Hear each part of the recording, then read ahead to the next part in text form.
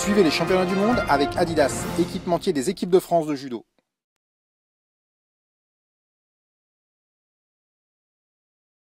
Et bien voilà, c'est lancé. On l'avait dit qu'un championnat du monde à Paris, ça devait être quelque chose d'énorme, d'inhabituel, de formidable.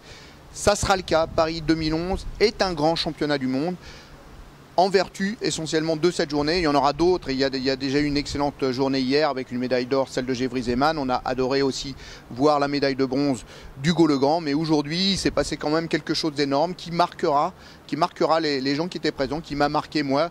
Je suis un journaliste voilà, blanchi sous le harnais. Ça fait longtemps que je vois des championnats. Et là, j'ai été vraiment touché vraiment du fond du cœur.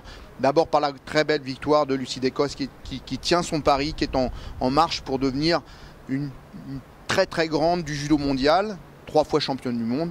Et juste derrière, la naissance d'Audrey Tcheméo.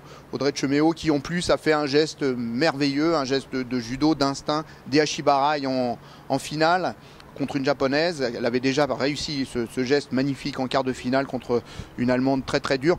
Audrey Tcheméo a quelque chose de particulier. Elle a été merveilleuse aujourd'hui, tout en force, mais aussi en fragilité, parce qu'elle est jeune et parce que parfois c'était difficile de tenir les combats.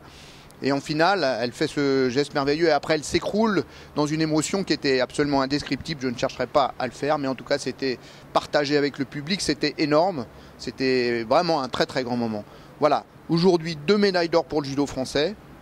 Malheureusement, les garçons ont fait ce qu'ils ont pu, mais ils n'ont pas pu suivre. Ça sera quand même toujours le point noir du bilan français.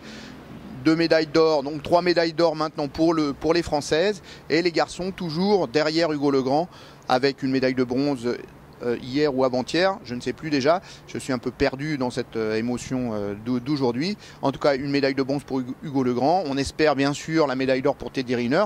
Il en faudrait encore une pour que les garçons soient à la hauteur du triomphe du judo féminin français, un triomphe qu'on attendait.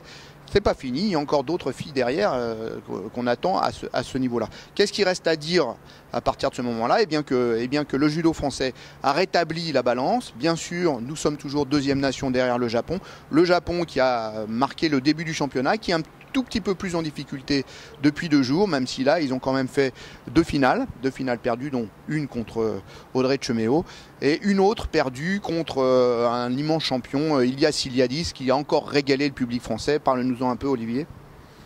Bah oui, effectivement, à défaut de victoire chez les masculins ou en tout cas de médailles chez les Français, le public vraiment a pris une partie de ce formidable judoka qui avait donc été champion olympique chez lui en 2004, qui a longtemps couru quand même après un titre mondial puisqu'il l'a obtenu que l'année dernière après 2 finales perdues, et qui là double la mise en fait avec, bon, on peut le dire, un peu poussif au début en fait. Globalement, il a attendu ses adversaires et puis petit à petit il est comme il est un peu prévisible puisqu'il fait souvent ça.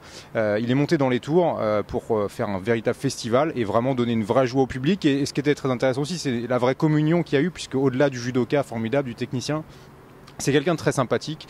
Je crois que le public s'en rend compte, il aime le judo. C'est aussi quelqu'un qui détonne un peu, parce qu'effectivement, Iliadis, c'est celui qui embrasse ses adversaires après le combat, qui peut se permettre de mettre des petites tapes amicales aux uns et aux autres comme ça. Il est l'un des seuls à pouvoir le faire sur le circuit, et notamment à ce niveau-là, bien sûr, et dans le contexte d'un grand championnat où, bien sûr, il y a de la tension. Et puis, c'est celui aussi qui, tout à l'heure, par exemple, faisait la traduction pour un journaliste juste avant sa demi-finale. Ça devait être une demi-heure avant le bloc final. Donc, il faisait la traduction pour un journaliste avec un athlète géorgien, puisque bien sûr il est donc lui-même origine de Géorgie, en toute simplicité, tranquillement. Voilà. Ça, c'est Ilias Iliadis, c'est-à-dire des pions, des tôles incroyables, un sourire, une vraie communion.